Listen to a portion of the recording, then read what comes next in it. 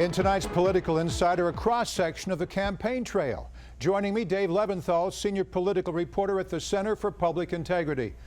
Dave, GOP frontrunner Donald Trump isn't the only candidate espousing controversial views. Let's take a look at Dr. Ben Carson. Less than 24 hours after saying all foreign visitors to the U.S. should be monitored, he called his own proposal ridiculous. Tell us more. Well, Morris, it kind of is ridiculous, the notion of having, hire tens of thousands, hundreds of thousands of government workers to go and track foreign visitors. So Ben Carson, really, in a very serious way, is trying very hard to show that he has foreign policy chops, and it's difficult for him. He's a neurosurgeon. He's somebody who is relatively new to this arena when he's going up against career politicians and whatnot. So he's had a few mistakes. He's taking a few mulligans, but he did come up and own up and say, well, look, maybe I just floated a wrong idea here, and I really want to take that one back. But it does speak to some of the issues that he has as a candidate. Most recently, Morris, he spoke in front of a number of very prominent Republican Jewish activists and was mispronouncing the name of, for example, Hamas, the organization that operates in the Middle East and in Lebanon, and calling it something that sounded more like the chickpea dip hummus. Okay. So he's got a ways to go. All right, now Carson also released his vision for reshaping the U.S. healthcare system, something he does know about. The plan relies on tax-sheltered personal accounts to promote patient choice and a repeal of Obamacare.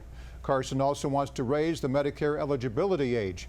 Is that unusual this election season? It's not. We hear about Obamacare time and time again from the Republican side. This is an issue, Morris, that really plays to certain elements of the Republican base. There are plenty of Republicans out there who just simply think that Obamacare is a bad idea. It's a bad law. It should go away. It never should have been there in the first place. And at the very least, they should endeavor, and we as a country should endeavor to do something different. So what we're hearing slowly but surely is some alternate ideas. And that's always been the criticism on the Democratic side, that, oh, well, Republicans want to repeal Obamacare, but what are you going to put in its wake? And you're starting to hear this that you just mentioned, and from some other Republicans, some ideas, whether you agree with them or not, but some ideas that are suggestions to the contrary of what Obamacare is and does.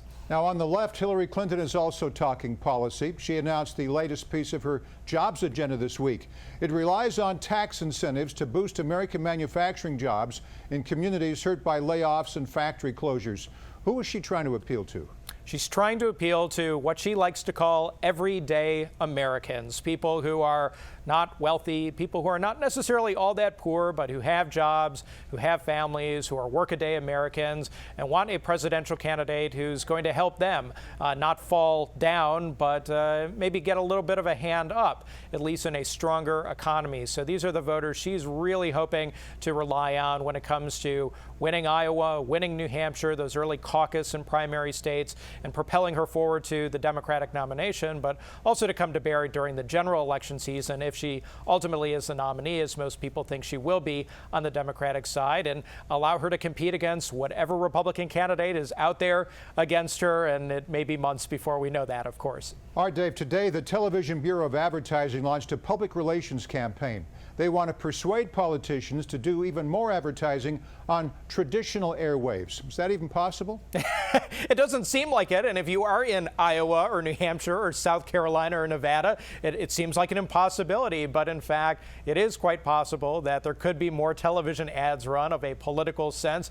And also in 2016, Morris, we're starting to see a lot more of super PACs and nonprofit organizations, and obviously the candidates themselves. But those first kinds of organizations, one that can raise and spend unlimited amounts of money to fuel advertising, they're going digital. They're going online, not only advertising on websites, but doing it on Hulu and YouTube and Spotify and Pandora and all the various outlets out there where people are consuming media that is not television. So this is a concern for the broadcasters, and one that is probably not going to go away anytime soon as those types of services become more and more omnipresent. Well, they're smart. They don't spend much money. They go on YouTube, and the networks, commercial TV picks it up and gives them basically free advertising by making a news story out of that commercial. Great way to get a bang for your buck, no doubt. Exactly. All right, before you go, I'd like to talk about one ad in particular.